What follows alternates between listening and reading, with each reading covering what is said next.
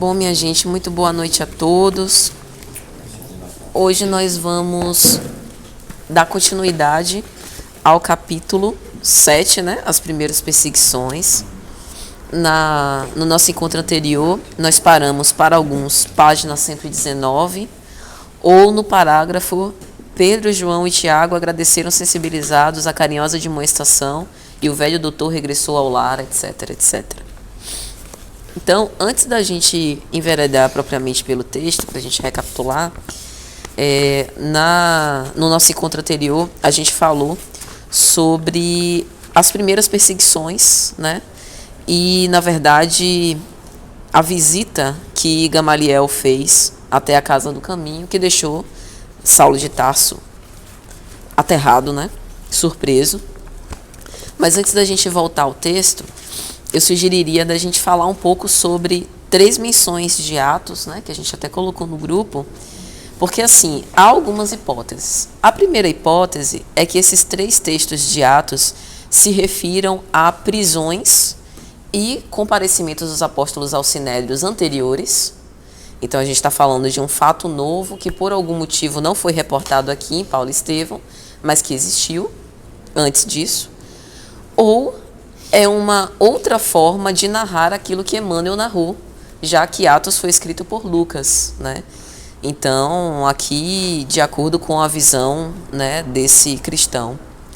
O primeiro texto é o Atos, capítulo 5, versículos 17 a 21, sobre prisão e liberação miraculosa dos apóstolos. Segundo o texto de Lucas, os apóstolos foram presos através de uma excursão de propaganda, como é a descrita aqui de Saulo. No texto de Lucas não se diz quem fez isso. A gente observa que no texto de Atos existe uma espécie de proteção, mas não no sentido pejorativo. Mas assim, a gente vê que Saulo não aparece tanto, né, como aquela figura inclemente, inflexível e muito rígida, como a gente vê em Paulo e Estevão, né? Que parece ser uma narrativa mais sincera, mais nua e crua. Mas nessa parte da prisão dos apóstolos, de Atos, eles foram presos, Simão Pedro, Filipe, João, basicamente. E, tendo sido encarcerados, apareceu um anjo do Senhor liberando eles, abrindo as portas da prisão, né? Então o texto diz o seguinte: o anjo do Senhor, durante a noite, abriu as portas do cárcere e depois de havê-los conduzido para fora, disse: Ide, apresentando-vos no templo, e anunciai com ousadia ao povo tudo que se refere àquela vida, mensagem de adoração ou de salvação. Então, eles foram libertos no meio da noite e foram para o templo falar às pessoas sobre o evangelho de Jesus. Quando Anás, o sumo sacerdote, mandou que os soldados fossem buscar os apóstolos, deram com essa situação: o Senhor, a cela está aberta, e os apóstolos fugiram. E não foi o carcereiro, né? O carcereiro disse que não teve participação nenhuma como isso. E quando eles foram no templo, lá estavam os apóstolos falando sobre Jesus. E aí o sumo sacerdote repreende os apóstolos, mas a gente já não disse que vocês não estão autorizados a falar no nome de Jesus. E no texto de Atos, diz que Pedro fala: é preciso obedecer a Deus antes que aos homens, né? E aí eles vão finalmente para o Sinédrio.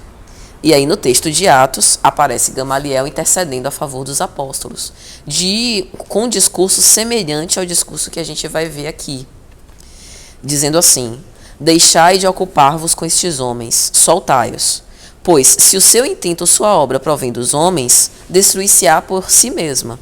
Se vem de Deus, não podereis destruí-los. Não aconteça que vos encontreis movendo guerra contra Deus. E aí, mais uma vez, o sumo sacerdote exorta, né, ordena que eles parem de falar em nome de Jesus, mas os libertam. E os apóstolos saem dali falando mais uma vez em nome de Jesus por conta dessa resolução que eles tinham. Então, como a gente não tem posicionamento temporal dessas mensagens, a princípio não dá para confirmar, né, se foi a mesma coisa ou se foi uma coisa a mais anterior. Mas o fato é que essa tônica da perseguição e da prisão dos apóstolos já era algo comum, né? Que os apóstolos realmente sofreram. E o fato interessante também é que a gente tem uma confirmação daquilo que está escrito aqui na obra no texto de Atos, né? Então está tudo interligado, o que dá uma, digamos assim, uma comprovação a mais da veracidade, né, do texto. Então, sendo assim, a gente vai aqui continuar, página 119. Logo no terceiro parágrafo dessa página, Emmanuel vai dizer o seguinte: Oséias Marcos e Samuel Natan, que foram os fariseus riquíssimos, né, que se converteram ao Cristo, ao Evangelho de Jesus, foram presos, essa página 119, terceiro parágrafo. Oséias Marcos e Samuel Natan foram presos, sem nota de culpa, a fim de responderem a rigoroso inquérito. Os cooperadores do movimento organizaram longas nominatas dos israelitas mais destacados que frequentavam as reuniões da Igreja do Caminho. Então a gente vê aqui uma intenção de Saulo cortar da própria carne, né? Dá o exemplo primeiro aos israelitas, aos fariseus, que tinham se convertido ao Evangelho de Jesus, para iniciar essa perseguição. Então, eles eram homens influentes, que além do conhecimento intelectual da lei, né, de Moisés, também tinham influência política. Quem sabe que nessa época estava tudo junto, influência política e influência religiosa. E ele decretou, junto com a anuência do sumo sacerdote, lógico, a prisão deles, para conter, né? Aí no parágrafo seguinte, tem assim: foi pela manhã de um dia muito claro que o futuro rabino, Saulo, cercado de alguns companheiros e soldados, bateu à porta da casa humilde, fazendo grande alarde dos fins da sua visita insidiosa. Simão Pedro, em pessoa, foi atendê-lo com grande serenidade nos olhos e um indisfarçável pavor estabeleceu-se entre os mais tímidos. O que eu acho interessante de nota aqui? A princípio, Saulo quis cortar da própria carne, mas logo em seguida ele decide ir até os galileus por conta da vaidade que aflorava, né, no seu desejo, né? Então, ele prende Oséias e Samuel, mas em seguida já vai fazer a batida lá na casa do caminho para poder deter os apóstolos.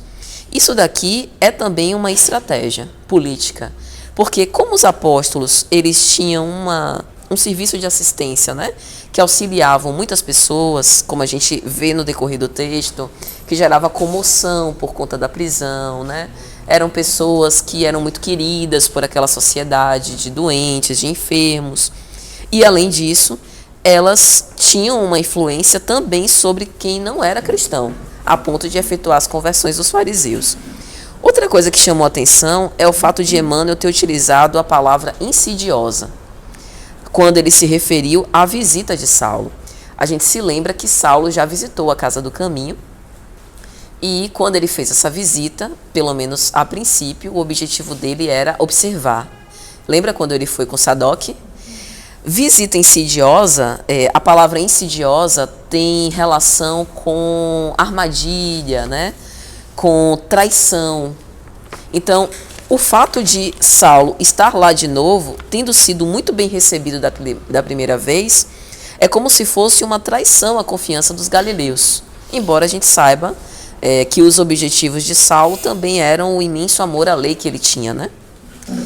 E mais uma vez a gente vê a figura de Pedro no auge da sua humildade, né, generosidade, mesmo adivinhando as razões da nova visita de Saulo, abrindo a casa, né, e atendê-lo com total desprendimento e grande serenidade. Mas é lógico que as pessoas ficaram com medo, né, como era humanamente de se esperar. E sem contar, né, sem se sensibilizar por aquela generosidade, né, pelo acolhimento, né, pela forma como ele foi recebido, ele já vai declarando voz de prisão, né? Então ele pergunta: és tu, Simão Pedro, antigo pescador de Cafarnaum, né? Na sequência aqui do texto. Sim, sou eu. Estás preso. E ele não tem o menor cuidado, né? De tipo, porque há várias formas de você, mesmo que a pessoa seja um bandido, há várias formas de você rendê-lo, né? Então ele algema, trata como se fosse um bandido de altíssima periculosidade, sem qualquer cuidado, repetindo o cuidado que o próprio Simão Pedro teve para com ele.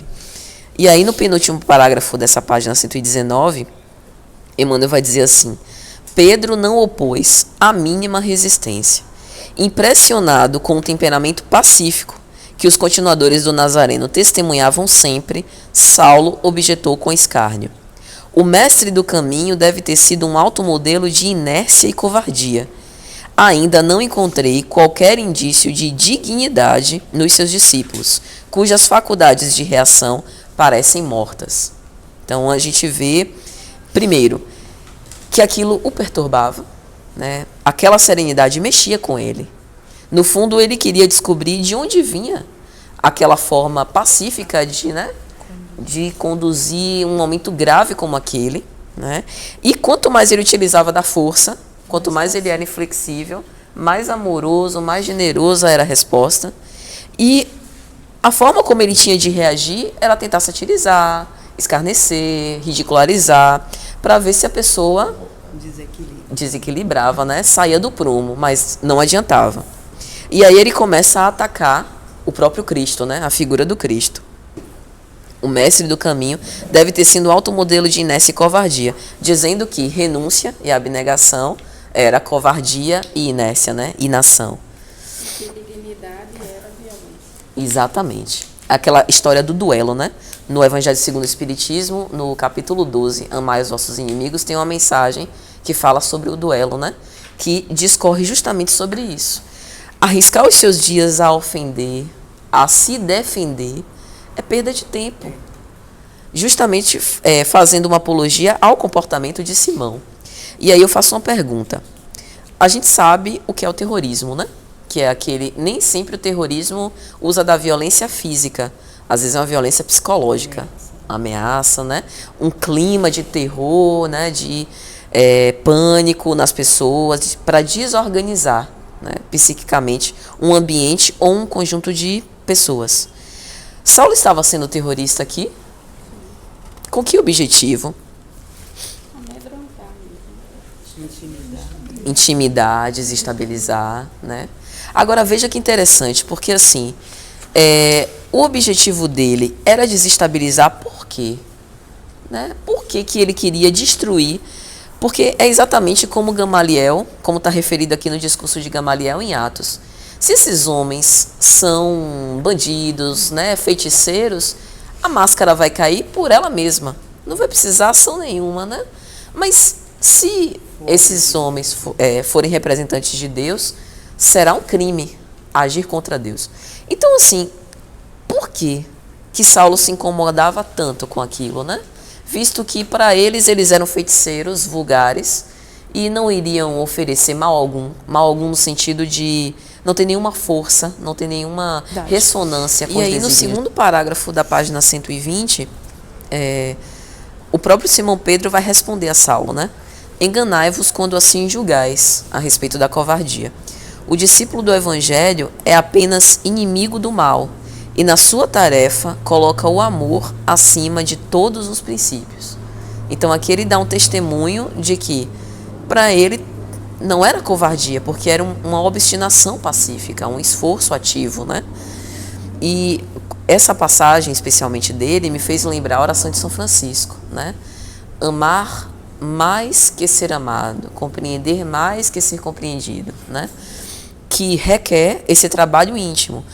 Como Jacinto disse, nem sempre em todas as provas de violência a gente vai responder bem. Mas, em algumas circunstâncias, quando a gente cair, a gente levanta e recomeça mais uma vez, né? Tudo são treinos mesmo. E aí, seguindo o texto, 1, 2, 3, 4, 5. No sexto parágrafo, Saulo, e Emmanuel diz, né, que Saulo não dissimulou o mal-estar que a resposta lhe causava, e aí faz uma colocação, né? Não discutamos com este homem de uma forma até ríspida. Esta gente do caminho está sempre cheia de raciocínios absurdos. É preciso não perder tempo com a cegueira da ignorância. Vamos até lá dentro, prendamos os chefes.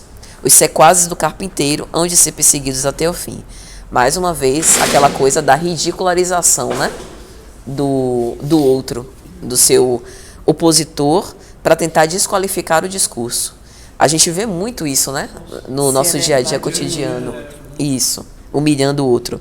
E é interessante ele utilizar cegueira da ignorância. E a gente se pergunta, exato, ignorância de quem, né? Ou de quê? Porque depende do ponto de vista. Naquele momento ele achava que era do outro, mas no final era dele. Pois é. E com a gente, será que ocorre isso? Né? Às vezes quando a gente está cego por uma paixão ou por um objetivo que a gente quer muito alcançar, a gente acaba projetando no outro. Não, o erro é do outro, né? O outro que está errado, eu que estou certo, eu que estou com a razão, justamente para não precisar refletir. E isso também me fez lembrar o diálogo de Jesus com Pilatos, né? Que Pilatos pergunta, a gente estava até assistindo uma série sobre isso, de Jesus sobre a ótica de diversos personagens no Evangelho, e tem um capítulo que fala sobre Jesus por Pilatos. E aí traz todo aquele diálogo que está no Evangelho, e tem uma parte que Pilatos pergunta a Jesus, mas qual é a verdade? O que é a verdade, né? Tem uma obra de Joana que ela vai fazer uma descrição sobre isso. Eu trouxe aqui. É na obra Dimensões da Verdade.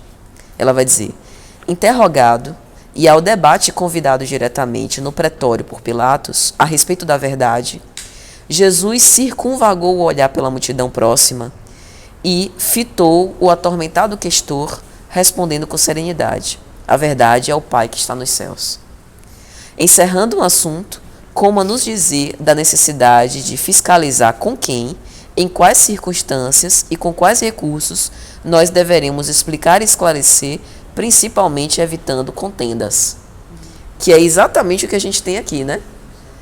Saulo não conseguiria entender a coragem de não reagir, a coragem de entregar-se de Simão, apenas mais tarde. Então, a gente saber o momento de esclarecer para evitar contender, né? Aqui pode deixar.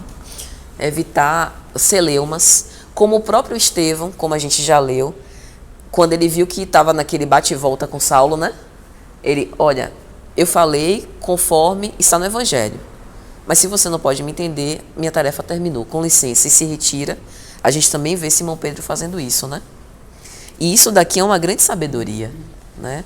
E eu imagino que no dia a dia a gente também se pergunte, né?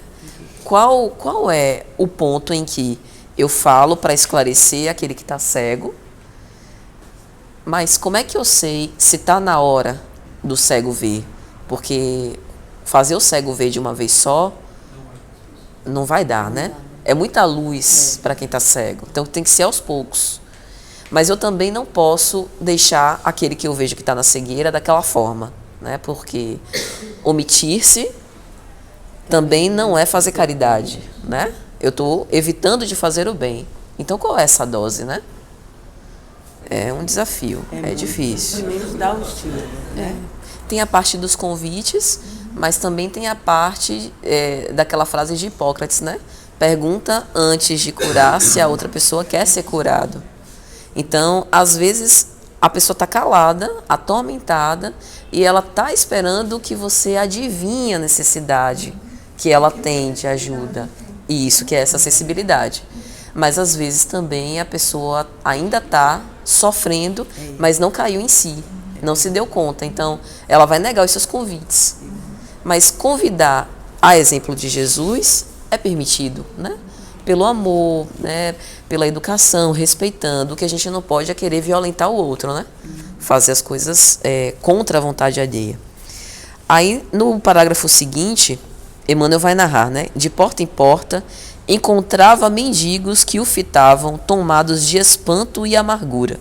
O quadro vivo de tanta miséria abrigada enchia-o de admiração, mas ele se esforçava por não perder a infibratura implacável, de maneira a executar os seus projetos nos menores detalhes. Imagine a situação, né?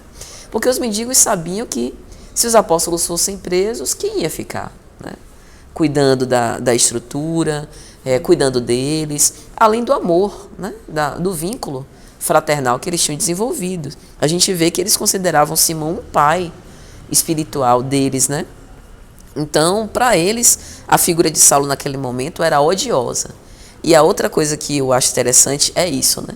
Às vezes a gente age por vaidade, por orgulho, e a gente nem imagina a repercussão das outras mentes sobre nós. né? Imagine a vibração em cima de Saulo, né? Nesse momento. Eu pensei nisso agora. Né? A faixa. E aí, falando sobre isso, né? Que elas comentaram, do preço para Saulo, né? Então, ele se enchia de admiração, mas ele, para não perder essa postura, né? Essa persona de implacável, ele não deixava que a emoção falasse por si. Então, uma reflexão para a gente, né? Quantas vezes a gente também, guardadas as devidas proporções, né? Não cometendo um crime como esse, mas quantas vezes a gente também não deixa calar, né? A nossa criança interior, os nossos anseios, para a gente conquistar coisas, seja pelas convenções sociais, seja porque a gente quer agradar os outros. Às vezes nem são os nossos sonhos. Dilson falou isso na palestra hoje. Às vezes a gente quer, né, realizar os sonhos dos outros. A gente, isso. Mal cuida da gente e já quer também cuidar dos outros, né? Isso. Tem uma charge de Mafalda, não sei se vocês já viram um quadrinho, né? E aí é um quadrinho só, que ela pergunta assim à professora: para onde vão os nossos silêncios quando a gente deixa de dizer o que a gente sente? Né? Qual o preço que a gente paga por agir dessa forma? Porque se nós fomos criados para o amor, toda ação contra o amor irá cobrar um preço. Né? É da lei de ação e reação. Vão para os infartos futuros. Vão para os infartos futuros. Os desdobramentos, né? Porque a questão é que não é tipo apologia a você responder na lata e não deixar passar nada, não filtrar nada, né? Mas aquilo também precisa ser processado internamente, né? Aquilo precisa ser ressignificado. Quando no Evangelho a gente tem o Cristo Consolador, né? Que ele fala que o desafio não é ficar longe da dor, mas é a forma como a gente lida com a dor, né?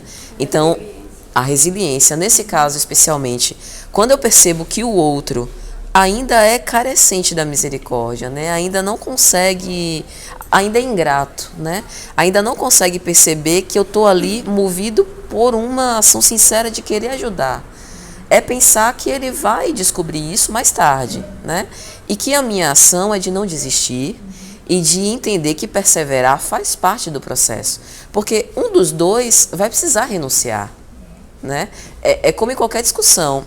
Duas pessoas que estejam dispostas a discutir, vão discutir interminavelmente. Mas se uma decide renunciar, acabou a discussão, né? E nem sempre essa renúncia é fácil. Ela vai cobrar um preço. Mas isso é interessante. O preço que a gente está falando são dois preços distintos. Aqui a gente está falando de um preço da vaidade, né? De um preço do orgulho ferido que não quer dar o braço a torcer. O outro é o preço da dor que, se bem compreendida, faz a gente elevar o nosso espírito, né? E aí, no seguir aqui do texto,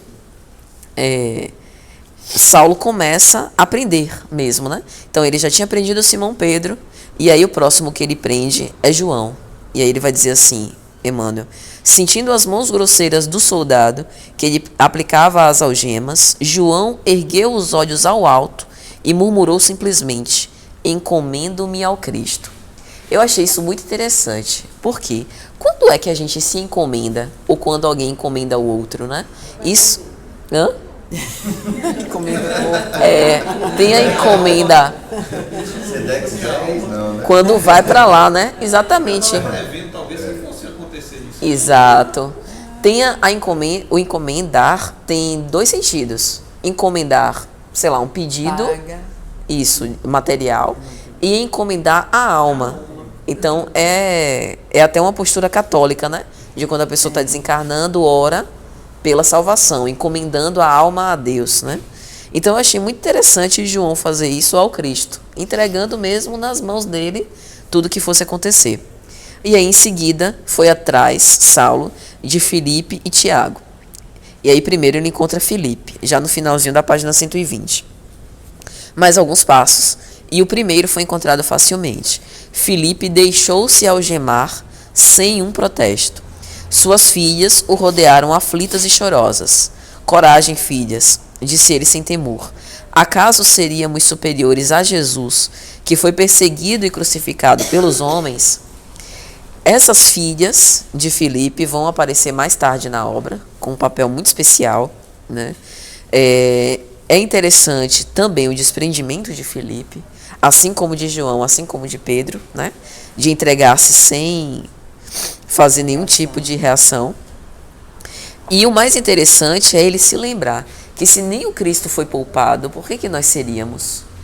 Isso é algo importante da gente lembrar na hora da aflição, né? A dor que eu sinto não é nada. Ou melhor, a dor que eu sinto é uma preparação para dor maiores. Não sei se isso vai consolar, mas tudo bem. Necessário para o nosso crescimento. Necessário ao nosso crescimento. Necessário ao nosso crescimento. Aconteceu para cada um deles pela necessidade de evoluir. Exato. E aí eu faço uma pergunta. As meninas presenciando, né, tanta cena de violência e a prisão do pai, isso daqui não é traumático, não? Será que Saulo pensava nisso, né? Nas crianças que estavam ali presenciando tudo isso, nos traumas que poderia causar. É uma coisa que não foi anotada, mas que também é digna, né, da gente refletir. A violência, ela não foi apenas a violência física contra os apóstolos ou contra os cristãos, mas também teve uma violência psicológica, emocional, né? E aí na página 121, terceiro parágrafo, né? Ele, não obstante as possíveis rogativas dos cristãos, né, incomodado e irritado com o fato dos apóstolos terem se entregado sem nenhum tipo de ação, né, reação.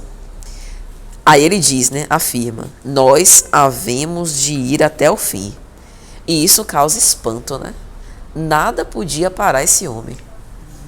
Nem o clamor das pessoas que estavam ali. Realmente era um carro desenfreado. Hã? Totalmente cego. Exatamente. Isso me fez lembrar uma parte de O Livro dos Espíritos, quando Kardec fala das paixões. Questão 908. As paixões são como um cavalo, que é útil quando dominado, mas que é perigoso quando é ele que domina. É exatamente isso aqui, né? Um carro desgovernado que não sabe para onde vai. Aí, antes de sair, pastor, uma frase que eu anotei que eu achei interessante, a indignação dele, quando ele fala, o primeiro fala em nome de Cristo, o segundo encomenda ao Cristo. Quer dizer, ele estava completamente indignado, né? Ninguém se revela, todo mundo só fala do Cristo, acho que já estava incomodando a gente demais. Estava subindo já, né? Aí no parágrafo seguinte, seguros os 3 prisioneiros, faltava o filho de Alfeu, Tiago, né? Alguém se lembrou de procurá-lo no tosco biombo que ocupava. Com efeito, lá o acharam ajoelhado, tendo diante dos olhos um rolo de pergaminhos em que se encontrava a lei de Moisés. Vamos lá. Orar de joelhos era uma postura até relativamente comum entre os judeus. Entre os cristãos, até então não era uma coisa vista. Só que Tiago foi visto, possivelmente ele estava orando também, mas ele estava lendo. Ler de joelhos é algo que tipo assim, é ser judeu à 10ª potência, né? É ser muito judeu, ler de joelhos. Então essa cena realmente causou uma forte impressão para Saulo. Não, o que é isso aqui? Tem alguma coisa diferente com esse cara, né? E aí, como ele viu que se tratava da lei de Moisés, ele pergunta, mas o que é isso? Há alguém aqui que cuide da lei? E aí Tiago levanta os olhos, né, e fala, Senhor, eu jamais esqueci a lei de nossos pais. Meus avós ensinaram-me a receber de joelhos as luzes do profeta santo. Então aqui ele já dá um indício da criação, de que ele já era versado na lei de Moisés, então já era um diferencial. E aí Emmanuel vai comentar, né, que essa atitude de Tiago não era fingimento, só para não ser preso. Consagrando o máximo respeito ao libertador de Israel, Moisés sempre ouvira dizer que os seus livros sagrados estavam tocados de virtude santa. Na expectativa do cárcere, atemorizara-se com o perigo iminente. Não pudera compreender maiormente, como outros companheiros, o sentido divino e oculto das lições do Evangelho. O sacrifício inspirava-lhe indisfarçáveis temores. Então Tiago tinha mais temor, era mais humano, né, digamos assim. Não tinha entendido esse regozijar-se perante o sacrifício.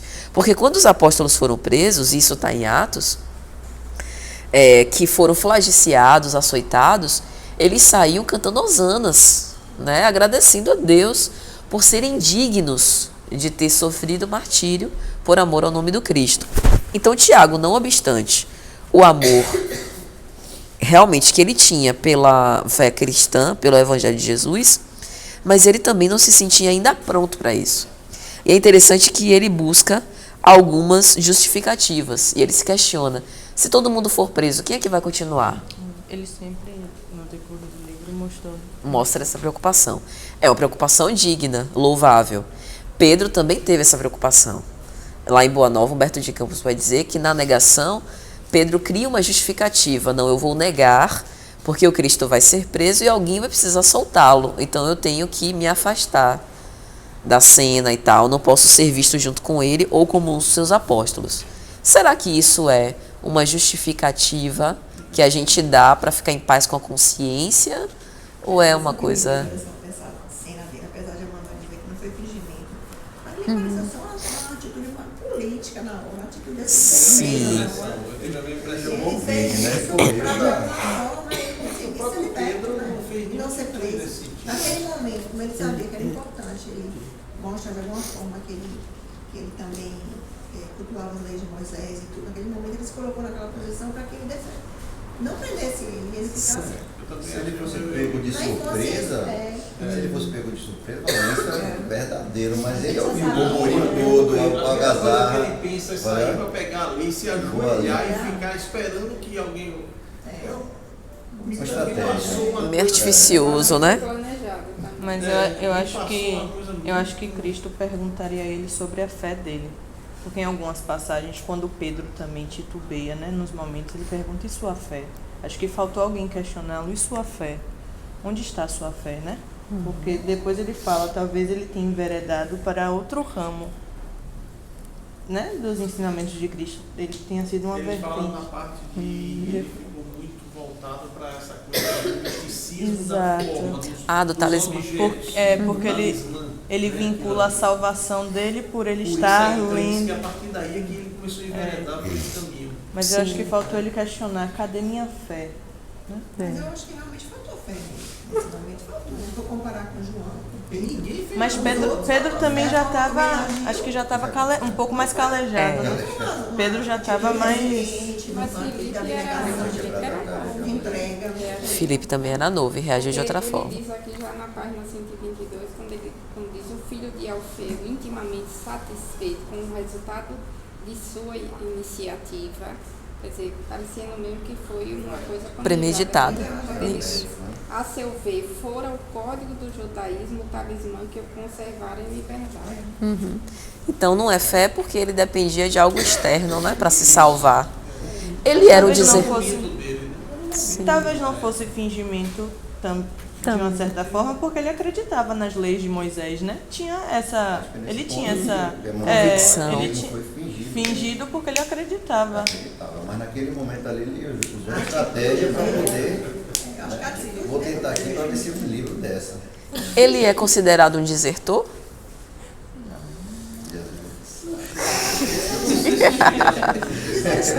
Não é demais não, né?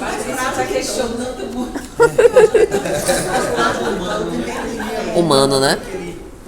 De uma encarnação, ninguém ali estava. Então, tinha as vicissitudes ainda que pegavam, né? O orar e vigiar 24 horas. Em algum momento você se acha que está ótimo. Que está bem. Aí vacila, não vigia. Pronto, cai mesmo eu. E se livrar da morte então, né? Se livrou da morte... Na verdade, ele ficou em cima do muro. Sim. Quando perguntou assim, não sois amigo do carpinteiro, Ele ficou. Eu também achei. Não me consta que a lei nos impeça de ter amigos. Sai Ficou pela em cima do tangente. muro, É, Quando fala Os que vergonha sai pela tangente. exatamente. quando fala assim, Nas argumentações. quando pergunta se você é espírita, eu sou espiritualista. Estou por ali, naquela região. É simpatizante. Né? Ele se eximiu da responsabilidade de ser cristão? Em relação aos demais, eu acho que sim. Melhor seria que ele não fosse? Não fosse o quê? Melhor seria que ele não fosse. tivesse envolvido com as atividades da Casa do Caminho? Acho que tinha um propósito. Ou seja, tipo, ele não era um representante digno? Talvez todos tivessem o mesmo nível de fé, a mesma força, a mesma abnegação. Acho que cada um tinha um nível diferente. Sim. Talvez entre eles fosse Eu não mais consigo frágil. ver assim, não. Termos de fé. Não. E cada um O que é tinha que seu você acha? papel, né? Cada um tinha seu papel. Né? Até o texto me dá uma sinalização aqui que ele ficou primeiro apavorado, né? Ele percebeu o perigo. E como ele realmente acreditava que os livros estavam montados de santidade, ele confiava naquilo. E mais ele diz assim, ó, ele não pudera compreender maiormente como os outros companheiros o sentido divino por da lição do Evangelho. O sacrifício que ele diz aqui, né? Ele entendia o Cristo parcialmente. Então ele tinha aquela fé agarrada em Moisés e ele confiou naquilo. Eu não acho que foi uma coisa premeditada, não. Porque se a gente Foi for... um desdobramento realmente dessa. Agora ele fica meio fanático depois, a gente vai ver. Sim. Mas eu consigo perceber que foi uma coisa assim. Ah, interessante, outra visão, né? Estevão era apaixonado pela lei, e Estevão ainda assim não negou, né? Estevão foi tocado assim que ele entrou na casa do caminho, ele foi tocado por Cristo. O convite dele foi O encontro de instantâneo. Jesus foi na sombra de uma... E Saulo teve mais de um convite, não um conseguiu diálogo. né, fazer a conexão. E Tiago Foi viveu. numa conversa que ele acompanhou junto. Pois é, viveu com Cristo. O encontro dele foi na sombra de uma camareira, né? Impressionante, né? Por que eu estou fazendo essa pergunta? Porque a gente pode estar na posição de Tiago. A gente pode ainda se culpar por não viver integralmente a doutrina espírita. Mas isso não significa que a gente não seja espírita ou não seja digno de estar na doutrina, né? Eu tenho muitos amigos oradores que eles se questionam, mas eu ainda não consigo viver tudo que eu prego.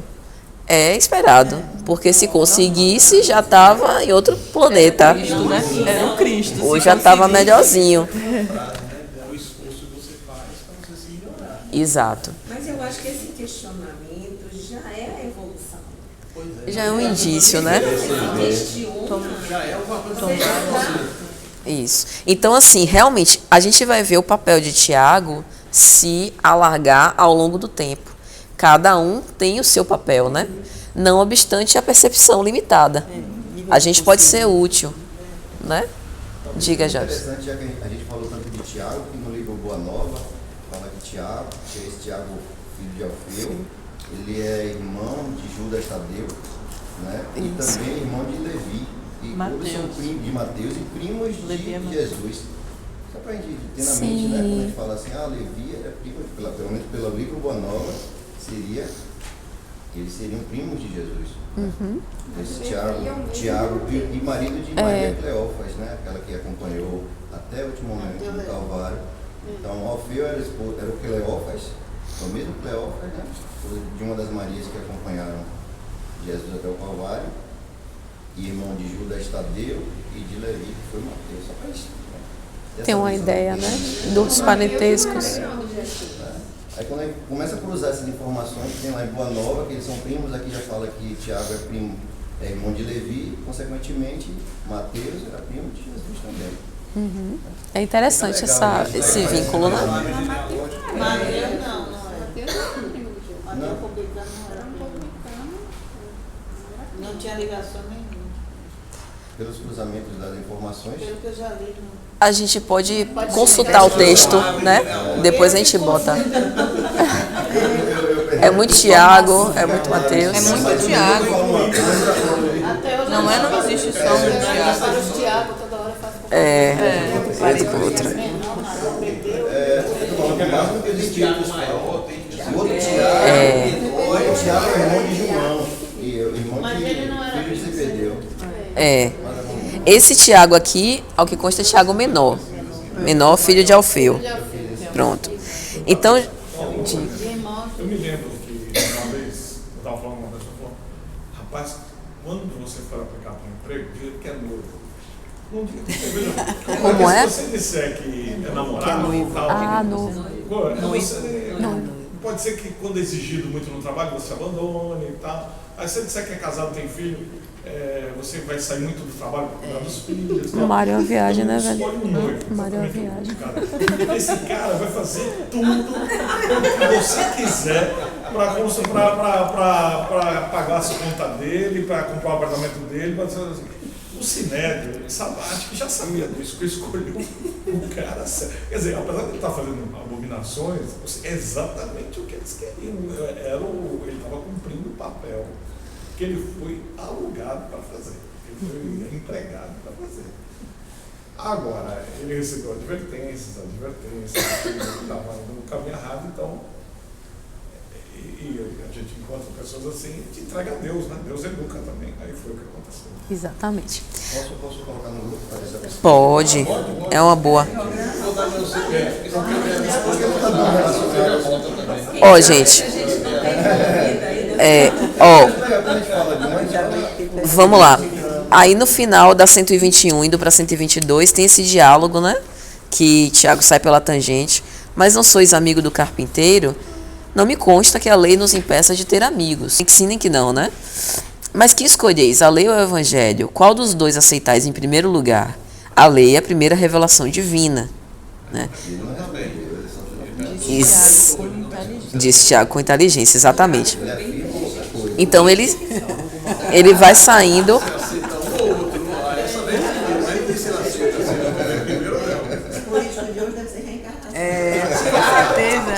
Aí, gente, ó, vamos lá.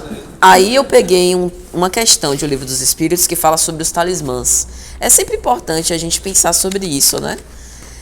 Porque eventualmente pode ter alguém próximo de nós ou a gente mesmo que recaia na mesma crença de Tiago. Questão 553. Não há nenhuma palavra sacramental, nenhum signo cabalístico, nenhum talismã que tenha qualquer ação sobre os espíritos, porque eles só são atraídos pelo pensamento e não pelas coisas materiais, né? Então, reforçando o que a gente já imaginava, que na verdade não foi por conta dele estar com a Torá, lendo a Torá, né? Só que ele tinha essa crença. Mas ele tinha essa superstição arraigada, né? E aí, no meio da página 122, Emmanuel vai dizer: todos os doentes que se podiam arrastar, todos os abrigados capazes de se moverem, cercavam a pessoa de Pedro, chorando comovidamente. E aí começava as lamúrias, né? Meu pai, o que vai ser de nós sem você? Aonde vão te levar, né? E o tempo inteiro essa exortação, que é justamente esse reconhecimento e gratidão, né? Pelo pai espiritual que Simão Pedro era. E aí na página 123, no final do primeiro parágrafo, Emmanuel diz assim: o velho Samônio, recordando-se do tempo em que podia mandar e ser obedecido, aproximou-se de Saulo com desassombro. Nós precisamos saber para onde vão estes prisioneiros, disse com gravidade. Para trás, exclamou o moço tarcense, esboçando um gesto de repugnância. Será possível que um homem da lei tenha de dar satisfações a um velho imundo? Aqui tem algumas coisas para a gente anotar, né? Primeiro que a gente vê que a nossa riqueza ou pobreza, ela varia de acordo com as circunstâncias. O valor que a gente tem no mundo material, ele é um valor diferente do nosso valor interior. E às vezes, quando a gente troca um pelo outro, a gente acaba nutrindo um dissabor para a gente mesmo, né?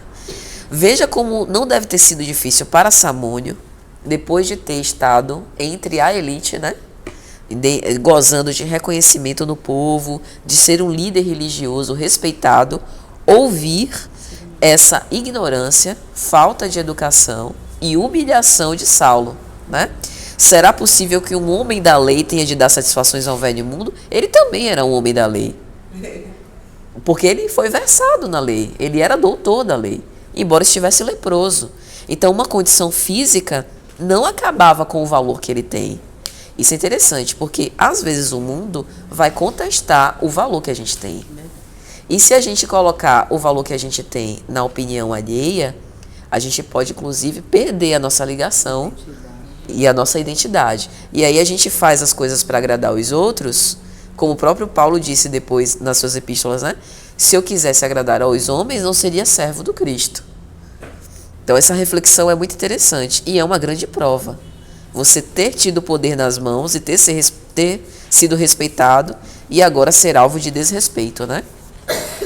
E aí no parágrafo seguinte, Emmanuel vai dizer assim: o homem da lei, quer dizer, Samônio, o homem da lei não precisa prestar contas senão a Deus, quando no exato cumprimento dos seus deveres. Todavia, nessa casa falam os códigos de humanidade. Aqui ele dava um tapa com luva de pelica a Saulo. Você que se diz homem da lei, não consegue nem seguir o primeiro mandamento. Chegar aos pés. Amar a Deus acima de todas as coisas, né? Porque você humilha o seu irmão. Você está numa casa sagrada, uma autêntica casa de Deus e não reconhece isso. Aí ele continua: para vós eu sou imundo, mas para Simão Pedro eu sou um irmão. Isso é muito forte, né? Porque a conveniência é que faz mudar esse valor dele. Prendeis os bons e libertais os maus. Onde é a vossa justiça? Credes somente no Deus dos exércitos? Então tudo isso daqui, vindo de quem vinha, pode também ter aumentado essa emoção interior de Saulo, né? Embora ele buscasse ocultar. E aí no final da página 123, Segundo o chamado de Saulo, né? Primeiro discurso, segundo ele segue Samônio, que é muito forte tudo que ele diz. sim, E ele não conseguiu ir. Aí, dando continuidade, Samônio diz assim: nós, os miseráveis de Jerusalém, haveremos de lutar convosco. De Simão Pedro, nós disputaremos a própria sombra. Se vos negardes a atender às nossas súplicas, importa lembrardes que somos leprosos. Ó a ameaça. Envenenaremos os vossos poços. Pagareis a perversidade com a saúde e com a vida. Ele não tinha nada a perder. Já tinha perdido tudo. Foi traído pelos filhos, não deixou, abandonou, jogou ele no bar dos imundos. Tinha agora a doença. Tirava como é que se diz? O braço forte que sustentava aquela casa, que era Simão Pedro e os outros apóstolos. Então ele realmente não tinha nada para perder. Isso leva a gente também a pensar como é muito perigoso a gente agir em sociedade, quando a pessoa não tem mais nada a que perder. Mas quando é revoltado, né? Porque às vezes, Mas né? veja bem, quando você pegar uma pessoa que é ignorante e ela não tem mais nada a perder, a própria sociedade vira refém disso. Isso. Você junta um grupo de pessoas que não tem mais nada a perder, o que você vai fazer para atingir aquela pessoa? Nada. Você não pode nada mais contra ela. O que é que você vê do terrorismo, né? Se não tem medo de se matar. Como é que você vai atingir uma pessoa que está procurando se matar para atingir a Deus? Para ele é um prêmio. Eu vou matar todo mundo aqui e me jogar, eu vou largar a arma, senão eu lhe mato. Ele quer isso. Você fica sem arma. Então, quando a gente chega no ponto de chegar a botar uma população ou qualquer pessoa no limite que ele não tem mais nada a perder, ele vira o jogo. Aí você vira refém dele. Isso. Porque você tem medo. Se ele fosse em cima no caso de Saulo, com a lepra, imagina, ele morria de medo, ele estava morrendo de medo disso. É verdade. E aí eu faço uma pergunta: essa ameaça de vingança, se colocando agora no lugar de Samônio, a gente entende a dor dele, né? É um recurso justificável? Ele estava falando já, é o último recurso que ele tinha ali. Isso é justificável? Naquele momento, talvez só que ele pudesse dar. No máximo que ele pudesse chegar, não poderia pedir, falar mais nada. Ele não tinha outro recurso para usar que não fosse a doença dele. Sim, mas a pergunta é a seguinte: perante os olhos de Deus, seria digno utilizar esse recurso para salvar a igreja do caminho? Se ele levasse isso a efeito? Não, porque ele poderia estar ali dizendo que ele ia provocar a morte de outras pessoas. Né? Ele queria matar todo mundo para defender também. Então eu vou matar todo mundo. O provocar morte ou infectar as águas, para todo mundo morrer. A questão do olho independente, né? Que ele vinha dessa coisa. Isso. Ele não tinha ainda essa De sanidade, de não saber Ele o que ia fazer. incorrer no mesmo erro de Saulo. A questão de saber se a intenção dele era fazer isso ou apenas uma ameaça externa. Sim. E o julgamento de Deus vai pela sua intenção. Né? Eu vou jogar uma bomba em você, mas no fundo você vai fazer isso. E Deus sabe se você vai. Mas os outros Eu acho não também sabem. que era uma. É uma forma de. Era um recurso que ele teve. O poder dele, naquele momento, estava na doença. Né? Me parece que era Era um blefe, né? Um blefe, né? Você ia Emmanuel fala a apagar pena pra de mim. desesperação, Aham. como última pena de... Mas Comenta isso. como as pragas do Egito, né? É verdade. Tem uma frasezinha aqui, Paty, que eu também risquei aqui, que ele fala assim: ouvindo aquela voz digna que fluía da miséria e do sofrimento, com uma pena de desesperação, Saulo quedara-se admirado. Quer dizer que quanto aquilo ali deve ter impactado ele. É verdade. Porque ele imagina sendo ele parado, sem reação, ouvindo tantas coisas que no fundo estavam tocando muito ele, e ele ficou sem Isso. ação. Exatamente. E aí no começo da página 124, Saulo reage, né? Cala-te, miserável. Onde estou que te pude ouvir até agora? Nem mais uma palavra. E designando-o a um dos soldados, murmurou com desprezo: Sinésio, dá-lhe 10 bastonadas. É indispensável castigar-lhe a língua insolente e viperina. Mandou flagiciar Samônio. Tomara que esse Sinésio eu tenha resgatado tudo. Tem aquela frase. Sendo lembrado dele até hoje. Sinésio era soldado jogado. E aí, os erros dele estão justificados por isso? É uma pergunta. Também, né? Eu mando, né? Alguém manda a gente fazer alguma coisa que a gente sabe que... Você vai chegar lá e mata aquela pessoa, você vai lá e Eu mata. acho que É soldado. tá meio a meio aí. Eu acho que essa é a pergunta de milhão de E eu com esse 2 Sinés, eu acho que tem a ver com esse texto aí, porque é exatamente isso. Mas tem um livro de Jorge Amado, eu não me lembro qual, que tinha um pistoleiro que ele matava, ganhava para matar, né? Mas ele nunca tinha pensado nisso. E um dia uma pessoa falou com ele se ele não tinha remorso. Aí, naquele momento que ele falou, aí o cara lá, o pistoleiro, foi pensar no que ele fazia e ficou louco. Caramba. Ele fica louco porque ele não tinha consciência nenhuma, ele só... Fazia, né? É. Uma outra coisa interessante que eu acho disso aqui, quando Cristo fala o meu jugo é suave, né? E o meu fardo é leve, ele faz justamente uma crítica a este posicionamento, né? Porque não tinha a menor necessidade desse flagício, né? Embora o Sinésio, não, Samônio, tivesse fazendo ameaças, né? Constrangindo a autoridade de Saulo, mas ele era inofensivo, né? Uma pessoa que mal se segurava em pé, que já estava bastante debilitada.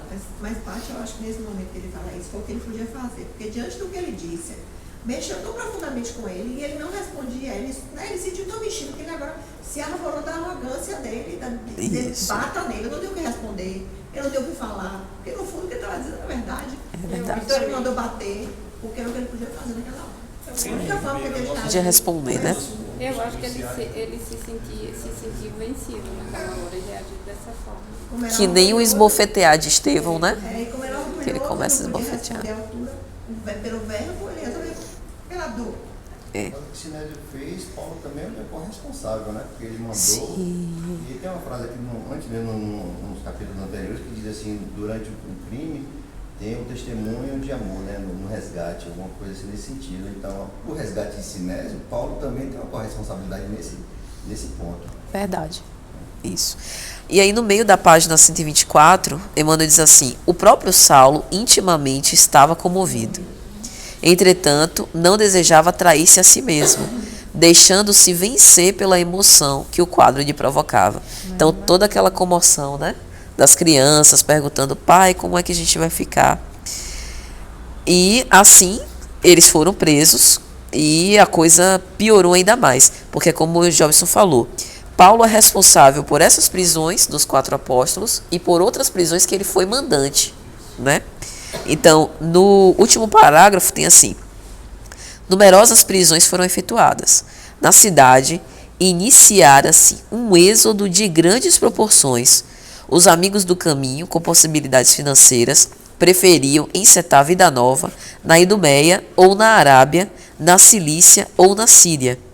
As personalidades mais eminentes eram metidas na prisão, incomunicáveis, mas os anônimos e os humildes, os da plebe, sofriam grandes vexames nas dependências do tribunal, onde se faziam os interrogatórios. Primeiro fato, o êxodo é bom ou é ruim? Para a mensagem, bom, né? Porque espalha, disseminou, exatamente. Outra coisa, isso daqui reforçou ou enfraqueceu o movimento da Casa do Caminho? Fortaleceu. É aquela história da crítica, né? Eu tenho observado algumas pessoas sensíveis com as críticas ao filme de Divaldo, mas é bom. As críticas sempre acompanharam. Serve para poder você comentar sobre Isso. Aí as pessoas... é porque tá morno. Exato. Assistir, exatamente. Isso. Aquela parte. Perfeito. Quando Allan Kardec, que houve aquele evento da queima dos livros, né? Então, De ali Barcelona, né? tornou, né, mais uma propaganda bem maior. É verdade. E aí ele começa a interrogar diversos cristãos, né? E utilizar do golpe da força. Então a gente vê que teve aqui um grande exagero em termos de violência, né? Um martírio realmente desnecessário. Pessoas sacrificadas, mortas, né? Famílias separadas por conta dessas perseguições. Foi uma semana de terror até o julgamento dele, né? Fala que dentro de uma semana após as prisões efetuadas na igreja, que Isso. o julgamento, né, dos apóstolos, uma semana de terror. Exato. Um pouquinho antes disso, está na página 125, tinha assim: das respostas do querelado dependiam o encarceramento, os açoites, o chanfalho, as bastonadas, as macerações e os apupos, que lembram que a gente viu com Jochedeb no início, né? Que ele não sabia o que falava para poder se livrar. Eu fui pro professor, o que é chanfalho? Alguém sabe o que é chanfalho? Não, honestamente não. É uma espada flexível, mas quando, em vez de você dar assim, você mata, então você vira ao contrário. Aí bate com a espada, a face da espada, exatamente. Fica ruim, fica tudo roxo, vermelho roxo. Mas não Misericórdia. quebra nada por dentro, ao contrário da bastonada que o outro recebeu, que quebra o osso por dentro. Mas o chanfalho é para afastar. Agora vou ter aqui lá mesmo. Mas ele tudo isso porque ele diz aqui Deve doer pra perigo burro. ideológico que o evangelho representava, né? Queria matar a ideia, né? Então, Saulo tornara-se... Saulo tornara-se a mola central do movimento terrível e execrado por todos os simpatizantes do caminho. Então ele conseguiu o que ele queria. E ficar famoso por isso, né? Embora seja algo terrível, mas ele conseguiu ser odiado. E instigava outros perseguidores dos princípios de Jesus, instigava outros perseguidores para fazer a mesma coisa que ele estava fazendo, né? Então, como ele era um representante do Sinédrio, que tinha carta branca do sumo sacerdote, ele também autorizava outros fariseus a fazerem a mesma coisa nos seus respectivos locais. É que diz que ele iniciou a primeira perseguição, né? Isso. Então, vem a parte de que Jobson citou: dentro de uma semana após as prisões efetuadas, realizava-se então a sessão de Pedro, João e Filipe. Nessa semana, o que foi que aconteceu? Flagício, né? Na prisão, é o que a gente imagina. E aí, Gamaliel também compareceu. Então, no final da página 125, de modo geral, comentava-se a atitude dos mendigos, que, não obtendo permissão de ingresso, aglomeravam-se em longas filas na grande praça e protestavam em atroante vozerio. Debalde aplicavam-lhe bastonadas à torta e à direito, porque a turba de miseráveis assumira proporções nunca vistas. Aqui a gente tem uma pequena diferença em relação ao depoimento lá de Estevão, né? O interrogatório de Estevão. Dessa vez a Casa do Caminho foi em peso, né? e não tinha forma de dispersar a multidão, que era muita gente, né? E cada vez crescia mais os adeptos. Aí, seguindo na página 126, no salão nobre, não só os assistentes comentavam o fato, mas também os juízes não dissimulavam profunda impressão. O próprio Anás contava o assédio de que vinha sendo objeto por parte dos favorecidos de Jerusalém. Saulo tinha fisionomia carregada, traduzindo propósitos inferiores relativamente ao destino dos apóstolos da Boa Nova, que lá estavam à sua frente, no fundo da sala, humildes, serenos, no banco dos criminosos comuns. Também é interessante a gente pensar no seguinte: o sumo sacerdote Anás, embora ele fosse o líder supremo, religioso e político, ele pedia a bênção ao representante romano, porque observando a limpeza que ele estava fazendo. Exatamente, sem interferência direta, né? Porque ele estava fazendo a asepsia. Exatamente.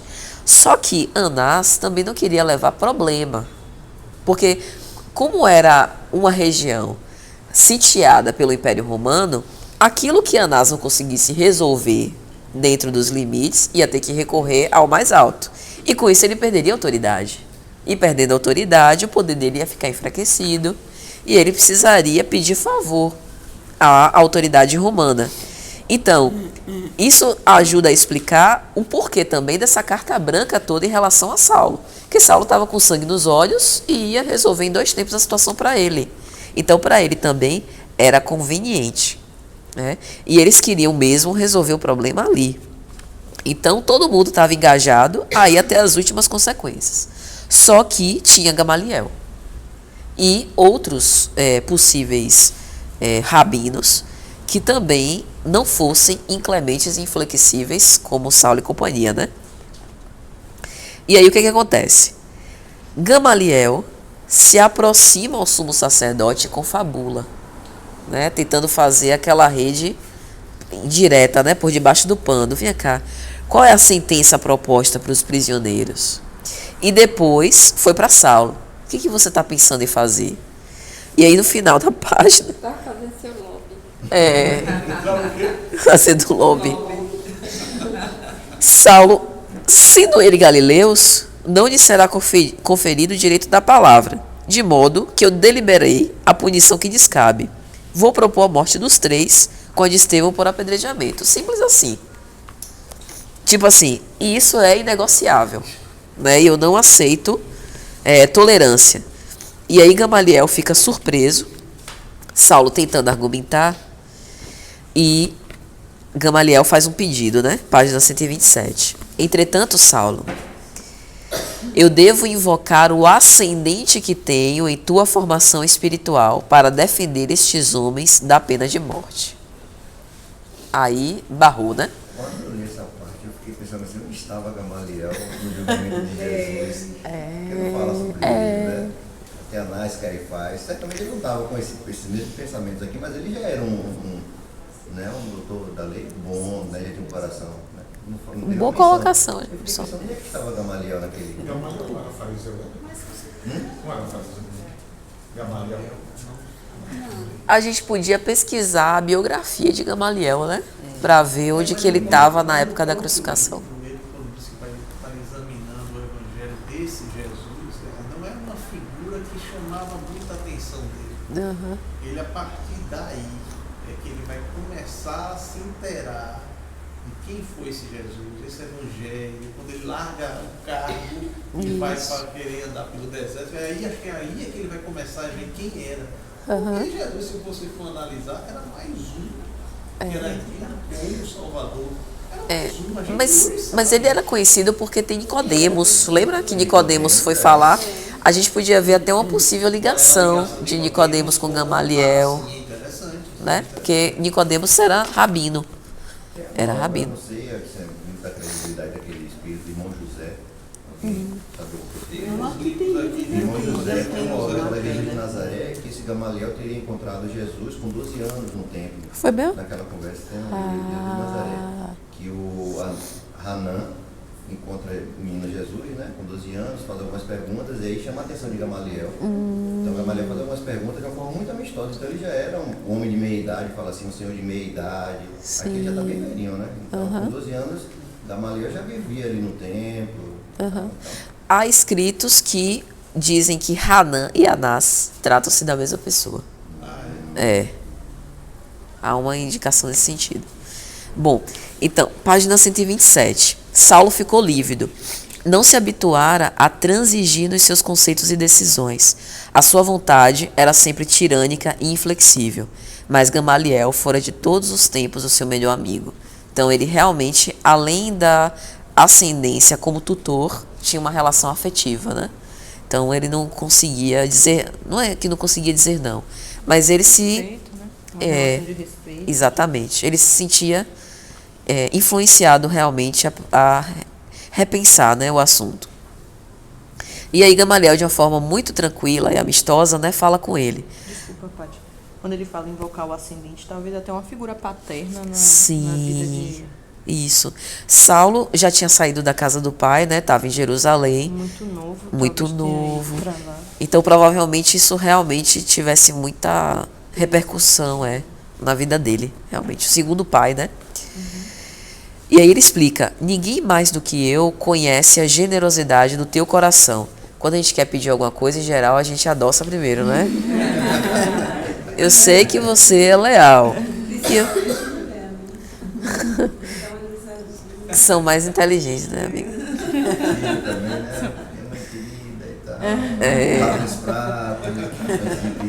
Exatamente. Estratégia.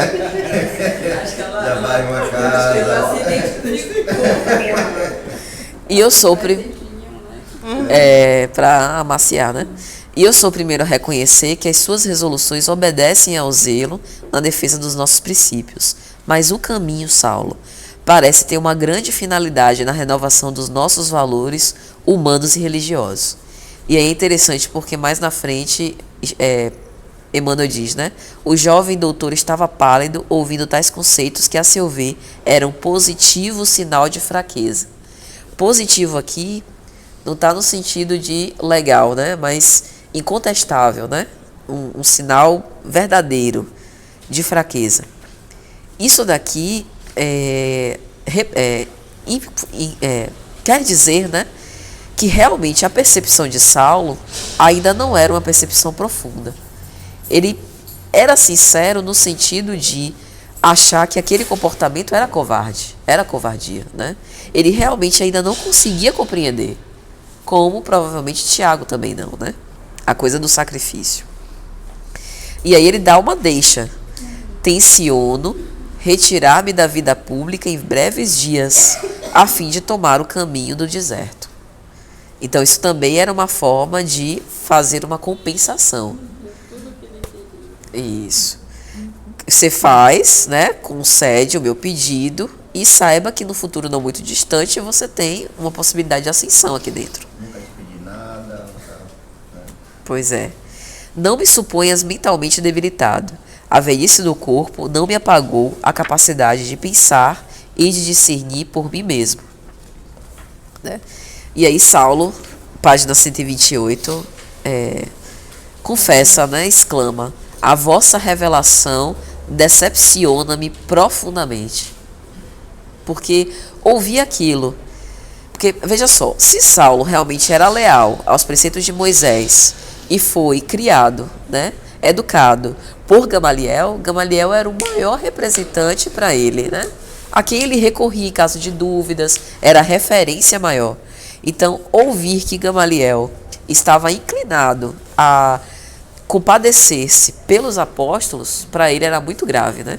Inclusive colocando em jogo a posição, né? Provavelmente Saulo tinha como admiração.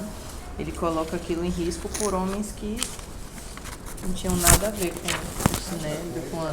Exatamente. Estava pensando também, do ponto de vista espiritual, a situação de Paulo, né? Poderíamos dizer que ele estaria num processo obsessivo. Imagina a situação espiritual dele, né? Como estava se descabelando para tentar chamar a atenção de Paulo. E no processo obsessivo aquela coisa, né? Que sempre tem uma pessoa que tenta chamar a pessoa para uma realidade e a pessoa está sendo cega, né? Fiquei pensando nisso aqui, que Gamaliel era essa figura que estava ali, talvez, chamando a atenção dele de que algo não estava indo muito bem. Um processo obsessivo. Né? Impede, né?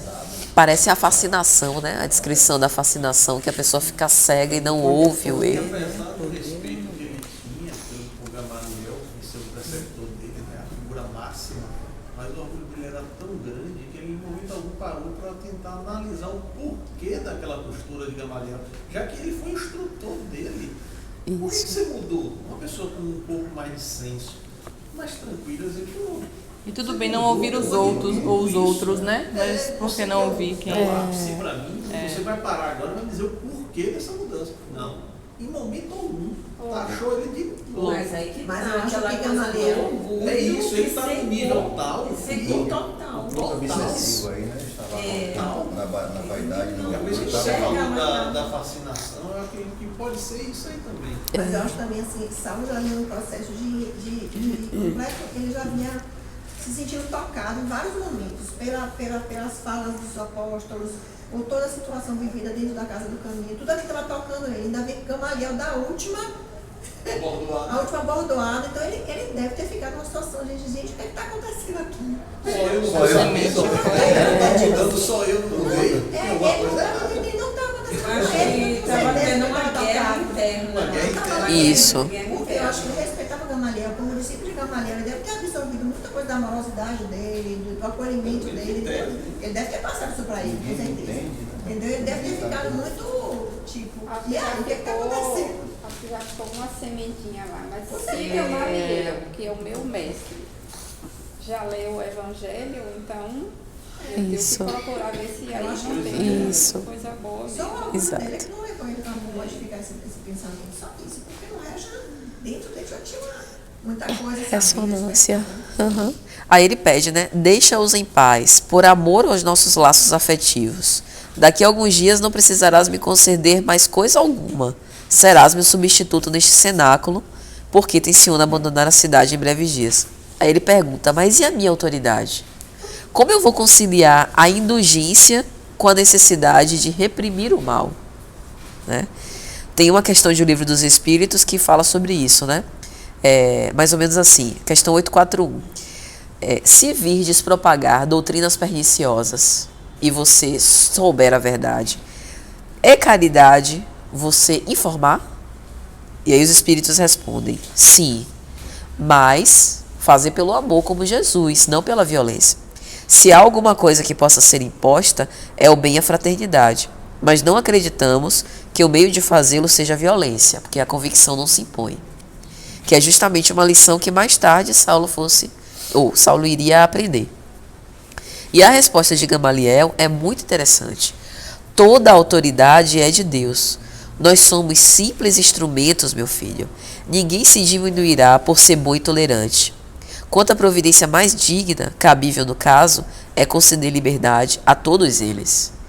E eu imagino que intimamente, por exemplo, a gente sabe que a sociedade nossa, ela cobra um preço muito caro ao homem, né? Desde criança, de não expressar com toda a espontaneidade suas emoções, às vezes por ter uma educação repressora. Mulheres também sentem isso, né? Por conta da educação repressora. Mas eu acho que para os homens é até um pouco maior essa cultura. Então, às vezes, um pai de família que tem essa autoridade familiar nas mãos, toma algumas ações rígidas, que não é necessariamente aquilo que ele queria fazer, mas é como se ele se sentisse constrangido a fazer por conta do seu papel. Né? E eu acho essa resposta de Gamaliel uma coisa que a gente deve se lembrar nesses momentos. Né? A autoridade, ela não vai se expressar por conta da inflexibilidade e da rigidez.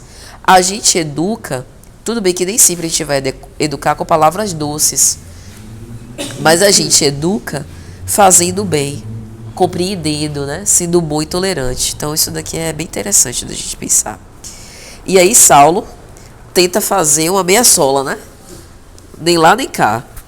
Aí ele diz, bom, por serem casados, Pedro e Filipe poderão continuar em Jerusalém. Completamente. Como ele pensou na hora. João será banido, mas Estevão deverá sofrer a sentença decisiva. Por quê?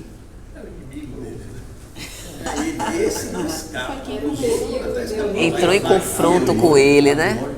Humilhou ele. Pelo menos uma gente tinha que matar, né? Isso. Exatamente. E aí, o velho rabino não insistiu. Para evitar um escândalo, entendeu que Estevão pagaria com sacrifício. Aliás, considerando o temperamento voluntarioso do ex-discípulo, a quem a cidade havia conferido atribuições tão vastas, já não era pouco obter clemência para os 3 homens justos consagrados ao bem comum. Isso. E aí, mais pra frente, a gente vai ver o desdobramento disso. Pergunta. Porque o homem vai pra Ásia, né? Pra ilha. Isso. Pergunta que eu faço. Na época que o Cristo foi preso, a multidão, lembra da multidão? Sanguinária, pedindo a crucificação, libertando Barrabás, etc. Nós mesmos. Boa lembrança. Agora, a multidão que estava lá era diferente? Não? A multidão era sanguinária ainda? A multidão era sofrida, né? A multidão era sofrida. Que eram aqueles povos. Eram as mesmas. A multidão era dividida. Igual a de Jesus, eu também acho. Acho que não estava radical. As pessoas e vai, eu falei, Pelo menos só fala dos que estão pedindo pelo povo do caminho, né? Sim. Não os fariseus não tivessem, mas Isso. a ideia das massas fora de controle agora, que deveriam ser agradadas de alguma forma, era que eles não fossem sacrificados. Isso. Por que eu tô falando isso? Quando a gente estava assistindo a crucificação, estava conversando com minha sogra, e aí ela falou uma coisa interessante. Parece que na hora que o Cristo chega à sacada do pretório, junto com Barrabás, quem devo crucificar? Não, quem vocês escolhem absolver, Pilatos, né? Jesus ou Barrabás? Parece que os judeus incitaram a coisa, né? Foram os primeiros a falar, Jesus, liberta Barrabás. Dá umas moedinhas. Isso. E aí a coisa avolumou, né? Compra de voto. Nem tem hoje, né? Nem tem hoje. Então, é interessante, por que eu estou falando disso? Porque parece também que o sofrimento bem, digamos assim, significado, né? Bem refletido, também leva a gente a reconsiderar as coisas. A multidão, ela já não era tão influenciável, genericamente falando, como aquela. E a gente nem está falando de um tempo muito longo, né? De um evento para o outro. Por volta disso. Por volta de 5, 6 anos. Então, minha gente, próximo domingo, nós vamos falar sobre a morte de Estevão.